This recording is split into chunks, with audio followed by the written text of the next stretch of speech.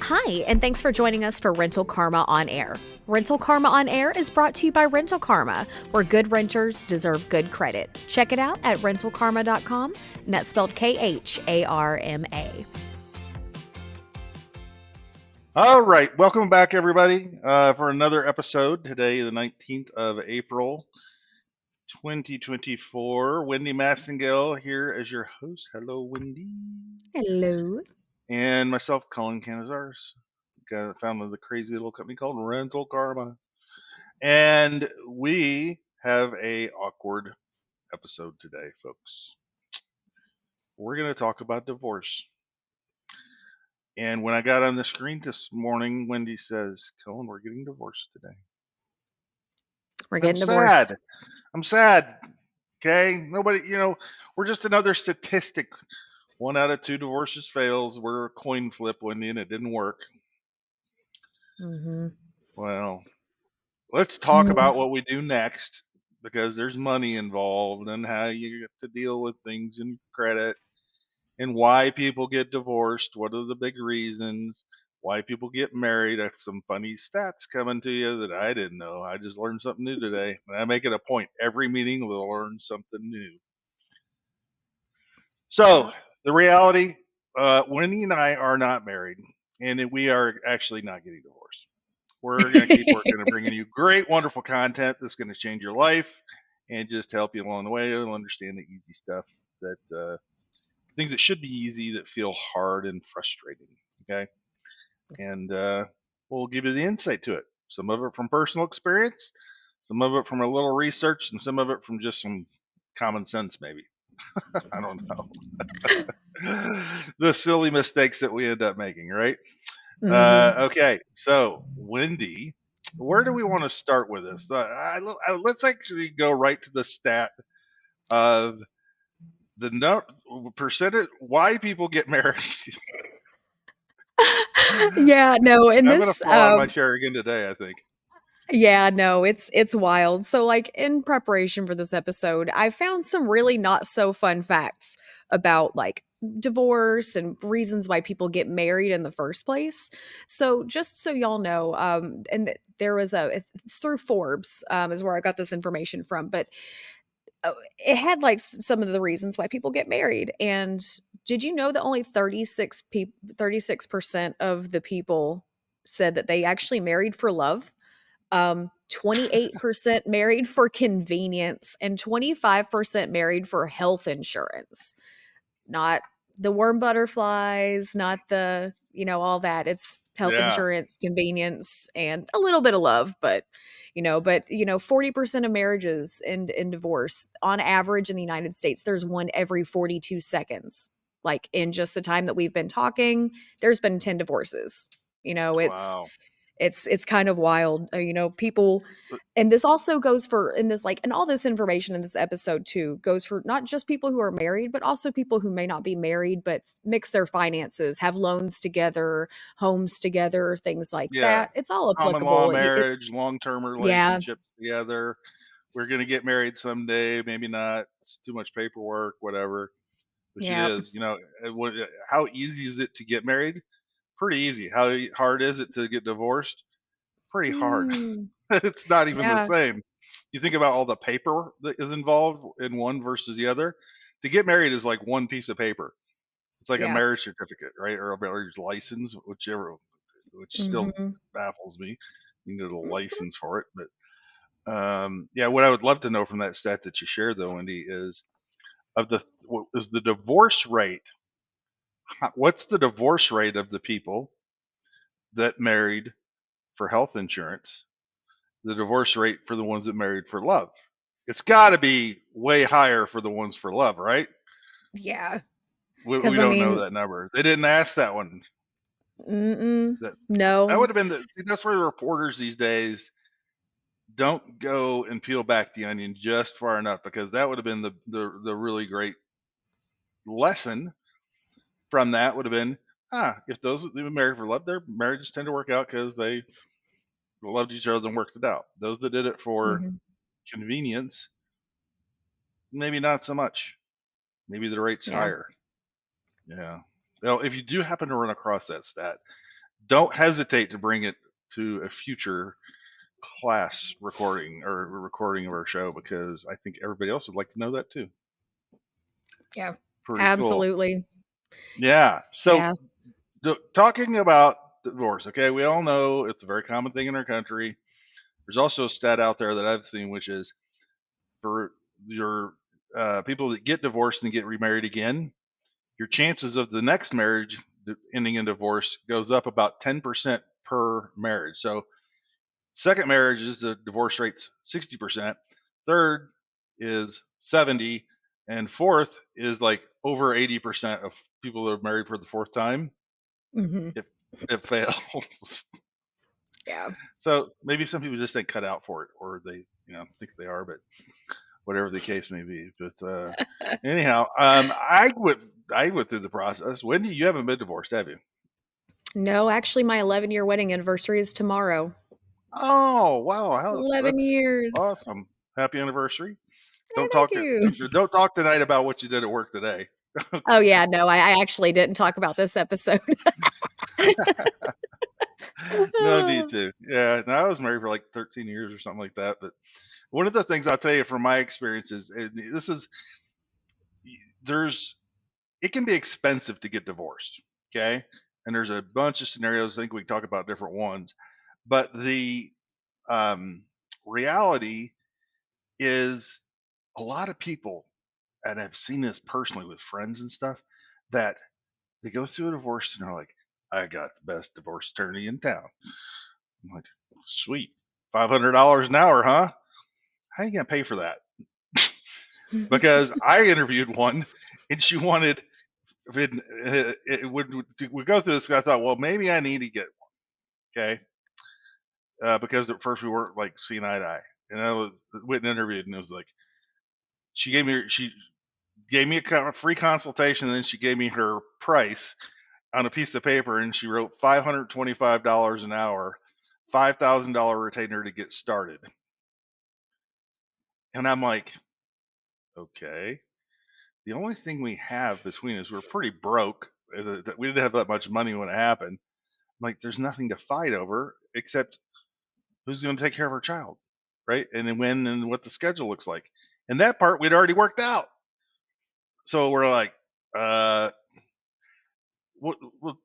let's do this thing. I think they call it, is it pro se, or where there's a stupid Latin word that attorneys use that says represent yourself, and the attorney will say the biggest fool is the person that represents himself and is their own attorney. Maybe for capital murder or something, but yeah, okay. In a lot of other situations, Yeah. no, because I've had experiences hiring attorneys for business agreement one time, and you know what they ended up doing? Nothing. They didn't Mm. solve the problem at all. It was me at the very end of the day that said, "Hey, negotiate." Yep, okay, we agree. $100,000 later, that's where it ended up. And I tell you, biggest regret ever. Yeah, $100,000 later. Okay, when you look at our country and we have what percentage of Americans don't have $1,000 in savings? A hot 70%. A hot 70%. Our goal is to get that A number hot down, 70%. not up. Okay, so if you only got $1,000 in savings, how on earth are you going to pay for an attorney? And even if they say to you, "Oh, you can pay me over time," really? Okay, if you go down to the courthouse, you can actually do this on your own. You don't have to have anyone else represent you. You can just both go in there Mhm. together. And this is exactly what my son's mom and I did. We went in there, we filed our paperwork. We actually like sat down at a restaurant and like did the paperwork, together, and got it all done. And then we went in the court and we did it. And the judge at the end of it went like nice and smooth, and everything was done. And she just, it was really nice. She was, thank you to for doing this. I get so many people in here arguing and screaming and yelling about all these things, and it's really nice to see two people come in here acting like responsible adults, getting the thing taken care of, and not wasting money. So Yeah. it's doable, okay? And communication key to it, And I think we ended up spending $100 to file for bankruptcy because I think you have to pay a filing fee at the court for the judge's time or Yeah. whatever, and that was it. And then they filed the thing for child care, and when it was like, okay, here we are, and you know go from that, and move on with things. But you can't do it. And was I the only one? No, there's many people that will go in and do it themselves. But you do have to go in front of the judge. They do have a process, and they have to just make sure you follow their paperwork. And if you are doing it yourself, they have people in like the clerk's office that'll show you like what paperwork and forms you need and that kind of thing, and what you got to do. And they'll guide you through it. They can't give you legal advice of whatever, they don't, but they'll show you, here's the form, and this is what you need to do, and say submit it, and pay the fee and that kind of thing. So, Yeah, $100 how is much? impressive because it's like divorce attorneys are like 10 grand at least, and it's like, well, not at least, but they can cost up to Yeah, 10 grand, and it's like the more you fight, the more it charges. So like by the end of the day, if you keep fighting, there's nothing left to fight over because you've just yeah, drained all your money in retainer and hourly yeah. fees. And even if you got a family with a net worth of 100 or two, $300,000, is it really worth giving 50 grand of that to the attorneys to fight over what's left? I think I'd Yeah, rather say, let's not fight and put that money in one of the it's kids' just college stuff. funds, for crying out loud. Don't feed the beast. That's just terrible. But so let's talk a little bit Yeah. about the money side of things. So the this kind of goes to housing affordability issues too, because you know it's much easier to have a decent home in this country when you have two incomes, right, in the same household. Um, when you get divorced, that gets cut in half. Whether there's support or child support or alimony, whatever, that how that works itself out. Um, and that's nothing to fight over either, because there's just a calculator that says what the other person gets. And Mhm. in my situation, we didn't need it. We were both working, and we're like, we're not going to do that. So um, you, if you have the money, I guess you're going to do what you're going to do. But just remember, you're going to be wasting a lot of it. And the attorneys, they bill by the hour. And if you ever ask them, one, for a money back guarantee, ha, try that one, and ask them for some sort of you know assurance of what you're going to get for all this money, ain't none. There's a ton of downside that you need to think about going into it. And what are you really, write down your goal at the end? What are you really going to get? What is it you want? Because a good friend of mine that went through this, I don't know, 5 6 years ago, I just said to him, I said, dude, it sucks, sorry. It's probably, you're going to look at this in a year and go, that's for the better. You don't have a children yet, so you don't have to worry about that. And you have a dog, but it's your dog, so you keep the dog, and just go trust the process. He didn't go get an attorney, and they ended up doing it, and boom, it saved them a boatload. And he's grateful. So that's a good thing. Um, when you do get divorced, we talk about this. Now you're looking at, let's say you were homeowners, right? And Mhm. now they split the house or they sold the house, and so you're not keeping it, whatever the case may be. You got to move on. Um, there's a lot of folks out there, especially folks that were stay-at-home moms, don't have a credit score, right? They never even Mhm. had anything positive on their credit report because the husband set it up, and you know everything was in his name or whatever the case may be. You're going to need to establish that. And a lot of people, when they get divorced, do go to renting quite quickly. Mhm. That might be the very next move that they're doing. Is like, if one person says I'm moving out, where are they going to go? It's either friend and family, or finding a rental, to get you through the times or whatever. But if you do have like commingled finances, you got to go through the process of, you separate that when you go through your divorce filing.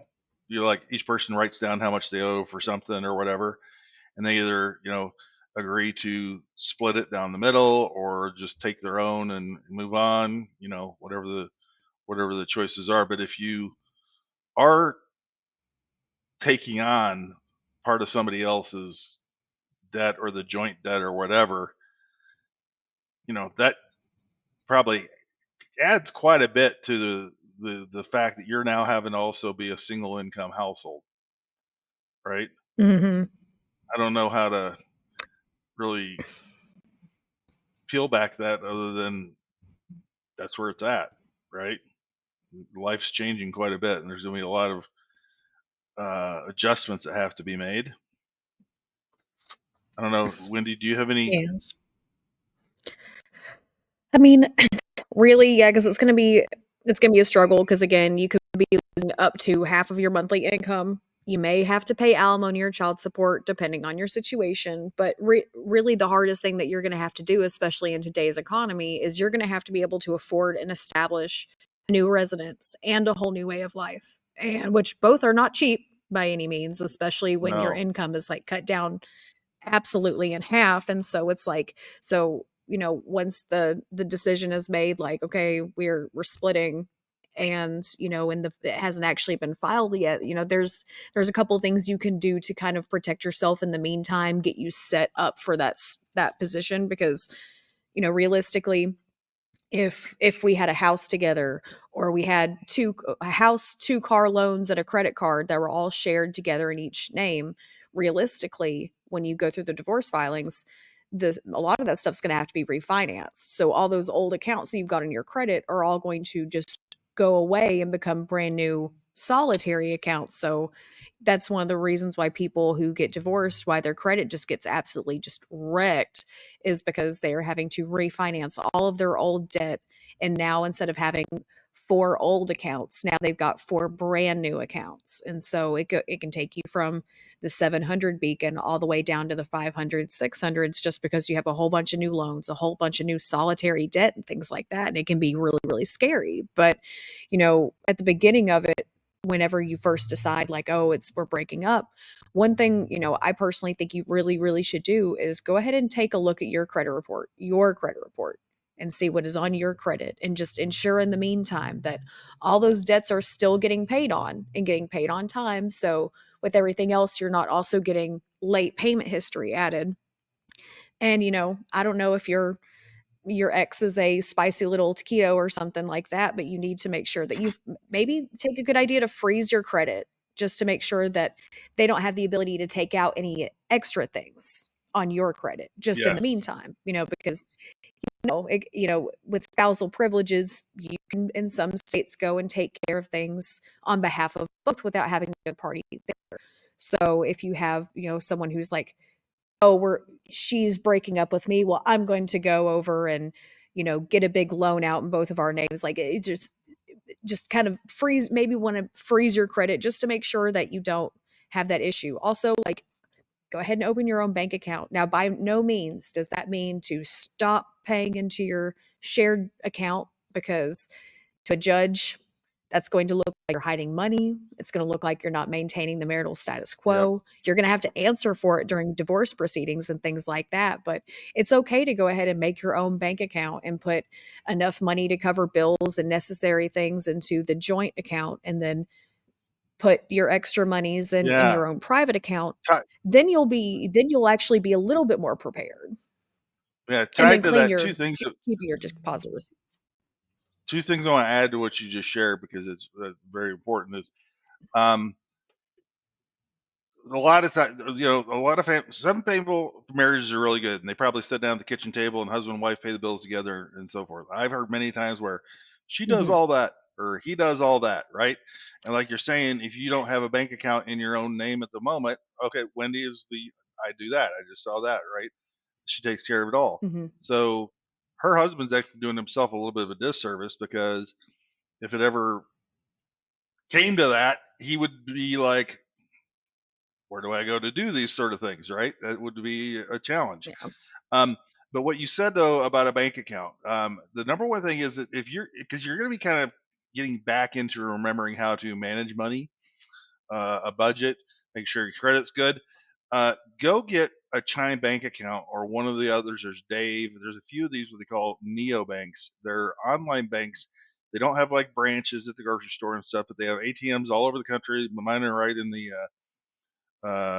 supermarket, like at Publix and stuff. But they have fee-free checking, fee-free overdraft, and no interest up to $200. Okay, so you don't accidentally back yourself into the NSF, overdraft feeing you to death.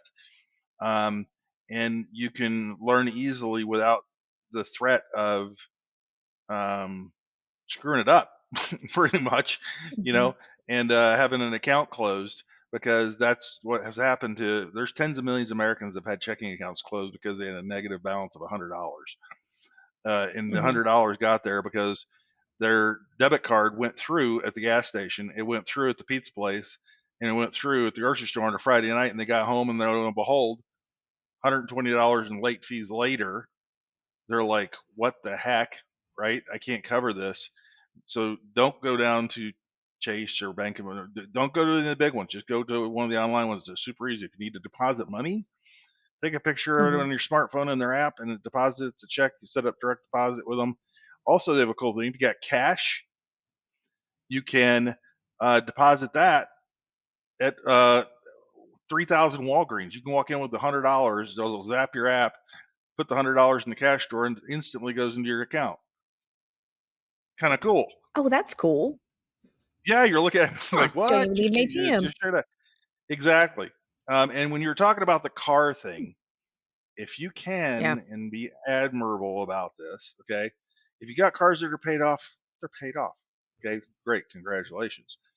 Not most people don't have paid off cars; they have a car loan. And when we went through it, Mhm. we had two car loans. Nothing fancy, but we still owed probably 5 grand on each car, something like that, in the ballpark. And what we had decided, ironically, the car she drove, the Volkswagen Passat, was in my name. So I had gotten approved for that loan. And it was just in my name and the title and everything else. And the other car was in hers. We had an old SUV, and that was in her name. But I drove it. So what do? Force a switch? So what we ended up doing, we just agreed. We say, you just keep paying to the one, and I'll pay the other. And when we get done, we'll get together for lunch, and we'll trade titles. Mhm. And that's what we did. It couldn't have worked out any better than that. You know, without having to Yeah. go through that other hassle and expense or whatever to get there. So there's a little tip Yeah. that I think might save you something. But what else goes into this? Um, well, counseling, but counseling didn't work because that's why you're at divorce court.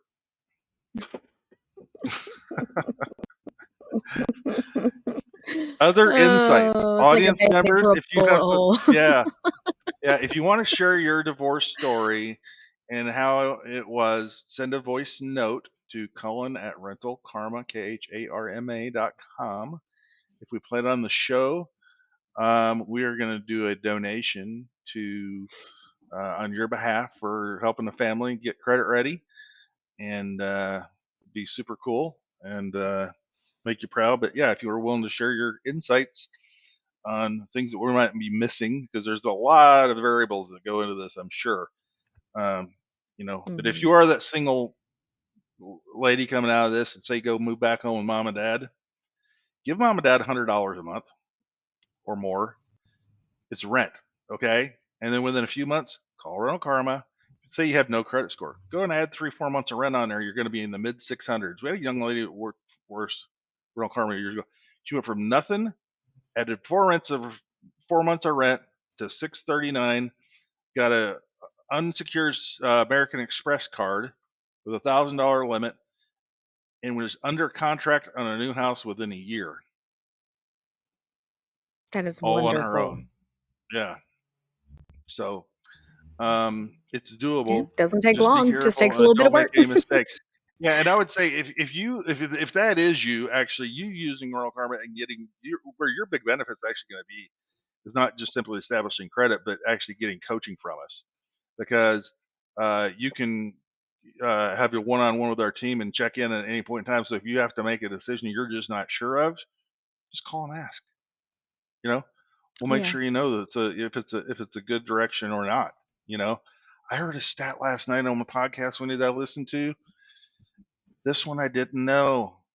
It was actually, I think it was Dave Ramsey's. Maybe it was. Uh, the foreclosure rate in America, Mhm. it goes up and it goes down, up and down, up and down, depending on the economy. In 2008 and 9, woo, way, way up, right? Different things. Yeah. Right now, it's sitting at like 1.7%. Okay. Mhm. But it's ticking up. The That's Hmm. the foreclosure rate. Okay.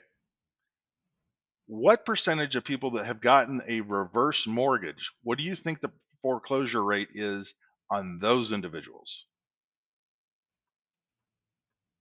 And just to remind me, for the reverse mortgage is like where you sell like your house to a company and they pay you. Is that correct? They give you, yeah, they It's back like, out money and give you a portion of the equity. You don't, so for people with a paid off house, okay, they're going to give you money you use mm, for whatever, living, doing whatever the heck you want with. And at the end of the day, when you pass on, they get the house and the appreciation of what oh happened and so forth. yeah. But there's some weird term that if you don't pay the insurance or the property tax, there's certain things that can trigger them going through the foreclosure process on the house, even after they've given you the money while you're still there. This is the foreclosure rate I'm talking about. For every 100 people that got a reverse mortgage, received the cash, used it on something, but maybe forgot to pay the mortgage insurance or the homeowner's insurance or the property tax, or there's some, or if they don't keep the house up, also like it needs a new roof. They some places they will actually file for foreclosure against somebody for not keeping the roof up. But On the their own national damn. foreclosure rate is 1.7%. If you happen to Mhm. have gotten a reverse mortgage, Mhm. what do you think the number is?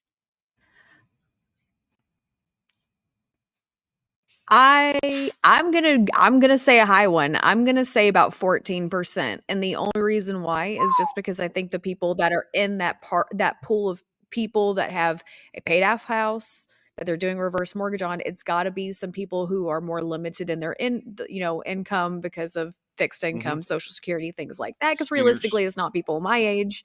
Yeah, it's people who are older. So I'm gonna say about 14%. I don't know if that's You're high very or close. It's 10. ah, And okay. you're right. And guess who it's actually happening to the most? I was gonna say the silent generation would be What's that? my Like the guess. The 70-year-olds people today? older than boomers. Yeah. Yeah, Yeah, like yeah. Okay. My mom's generation. yeah. Yeah. Um, Mhm. you're right. Ever notice who does the commercials for reverse mortgages on TV? I'll say Fonzie it's and probably an old Maverick guy. and Magnum. Fonzie, Happy Days, Yeah. and Magnum PI. Hey, Magnum PI Tom is the other one. Selleck, Yeah. handsome Well, man. he's still looking good at this age, but the point is that they got actors that are of the same generation of the people that are getting the reverse mortgages and being told that this is a good thing, when the reality is 1 out of 10 lose their home and are kicked out. I feel like that needs to be I know that's not really our audience, but I feel like that's a predatory lender right there. Because I mean, Oh, it is. Yeah. I just the whole thing and I know we're, like, way off topic, but the whole thing just makes my skin crawl, just the thought of, like, okay, my house, say it's a $150,000 house. If I paid off my $150,000 house, and I'm essentially giving it to another company so they can give me 30 grand in cash and then get to keep my stuff when I'm dead. Like, that Yeah, just you get sounds more than that. really Like I it think just you would sounds get like 100. predatory. Yeah. I think you would get maybe like 100. I'm not sure what it is. I Oh. don't think they do like 100% of the value or something, but it is. But even with it being a Mhm. bigger, I think I've heard up to 65% of the equity in the house. But I think they only do it. But I think they only target houses that don't have mortgages. which is a big number because Yeah. 40% of Americans actually live in a home that's paid off. Mhm. How is that? The math just doesn't add up. I've got 7 I've got 17 years until I'll be in that bucket. 40% of homeowners. That doesn't Oh, 40% of homeowners. That's that's the detail. Okay. 40% of uh, homeowners don't have a mortgage because the group of mm, homeowners is like 60 or just say 50% of America rent, 50% own. It's saying mhm. that 40% of the 50% don't, they have a paid off mortgage. Ah. That's what Oh, that okay. number is. Okay, That's and that that hits a little bit better. makes Okay. sense now. Yeah, yeah. So, alrighty. Well, good news on the horizon, I guess. I don't know. So, any other Mhm. points you got there, Wendy, you want to share with us on our um, awkward conversation about divorce? You know, number one reason for divorce. We Well, don't. We don't I was gonna say the top 5, I do have those. The top 5 are lack of like, marital support, like the lack of helping somebody get to their like, "Oh, I want to be a doctor." Well, we don't have time or money for you to be a doctor. Like, lack of support, that's, like, one of the top reasons yeah, why people get divorced. Lack of intimacy, it happens. Let's see, too much conflict, way too much fighting. I can get that. I can understand that. Money, and then also infidelity, like we talked the other day, which kind of, yep, but those are like the top 5 reasons of divorce, which, there's so many reasons why people get divorced. I mean, I like to dive into Reddit and read like the, am I the health asshole insurance. forums. It's health insurance. I lost it. He lost his job, I so I got it. lost my I health got insurance. So we or got to yeah, get I got and I got a new job with better health insurance, so I'm getting out of here. Don't need them anymore. Mhm. But yeah, no, the Oh, main that's thing to funny. do is like if you're going through that process, just take steps to preserve your credit score as best as you possible. Again, make sure you have your own credit card in your Yep. own name with nobody else on it, just as soon as you can get that. Did you know that if you were a married woman, you're in the process of getting divorced, but papers hadn't been finalized yet and you're still married? Did you know that up until 1974 you could still not get your own credit card without your husband's permission? So we have come a long way in the last 50 years or so, but I just find that really funny that a female has only been able to have a credit card without her husband's permission for within the last 50 years. So they had to pass laws to Wow. make that happen. It's wild. But really, realistically, refinancing debt, consolidating debt, those things are they're going to weigh you down as far as your credit score goes. So just do what you can to preserve as much as you can as early as possible, because time is going to be the thing that is on your side. And also to before your credit score becomes a dumpster fire after the divorce proceedings, it's best to go ahead and get that credit card before all that happens, because you're going to be getting the best interest rates because your credit score is currently higher. Yeah. So if you wait until the dust is settled and the flames have gone out, if you wait till after that to get your or to go get your own credit card, if your credit was at 620 or 680 before that and now it's at 550, you're going to be paying exponentially more in interest rates just because of the time. And you're So and you it's wouldn't get better as to go good of ahead a and get credit that limit. done at a time. Yeah. Yeah, then The because you're just credit gonna limit be will pretty be much so starting yeah, brand all the way go in over. go into it with the mindset of you want to have a credit card that's got as good a credit limit as you can have, not to go buy furniture. You're gonna have to get stuff to do, whatever. But um, think of it, it's there for an emergency, right? Mhm. That you don't know is going to happen yet, and it will. They come around. An emergency doesn't mean going to the emergency room. It means, you know, you got to get new tires in the car, right? There's all kinds of different things, Yeah. but Well, I mean, and making sure also, is, like, say was gonna say, like say you are a person that your spouse has always done the car, like the repairing the tires, things like that for you. Upon your split, you're realistically not going to be like, "Hey, Bob, my tire blew out and I need help." You're going to have to pay a tow bill, now go to the shop. Like you're all those little things that you were used to previously, that assistance that you would get, things like that. That's not going to be Mhm. available to you anymore. So you're going to have to be paying a lot unless you're just really good friends with your exes. But I don't know. Probably Yeah, not gonna happen. Be like, "Hi, I know we broke up, but can you fix my tire?" Probably not gonna happen. Let's be real. yeah. Be careful too when you do go to like the electronics store and they go, "Would you like the protection package?" I mean, I can't tell you the silliest things I've been in there, and they try and pitch me on insurance for a $20 computer mouse. What? Be careful. You don't Yeah. need anything extra, you know? And then before you No. go buy a car, please go listen to our episode of how to buy a car with a no down payment, because the car people will try and get into your pocket as any way they can, and you won't realize it's happening until it's all said and done. So Mhm. cool. Yep. Alrighty. For all of you that have not been divorced and have a happy, wonderful marriage, congratulations. You don't have to deal with any of this, but you're probably not listening. So Yeah. hope everybody has a good weekend. We will see you again next week. We have now got 10 episodes under our belt. That is so cool. And now we're just going Yeah. to start looking at the numbers. Remember to subscribe with the little notification buttons and all that good stuff. Share it with your friends and help us spread the word. And we can help more people together. I tell you what, and you know what you get? You get something free when you do that. That you A lot of times when things that end in ine, you usually have to pay a lot of money for Mhm. nicotine, codeine, all the enes, right? You get one Mhm. for free when you tell somebody else. It's called dopamine. I get it every day at work, and it's freaking cool. And if you go share Ronald Karma with somebody else, get you some dopamine for free because you did something good, Mhm. right? Sweet. All right. Absolutely. And let's get out of here. All right. See y'all next time. Bye.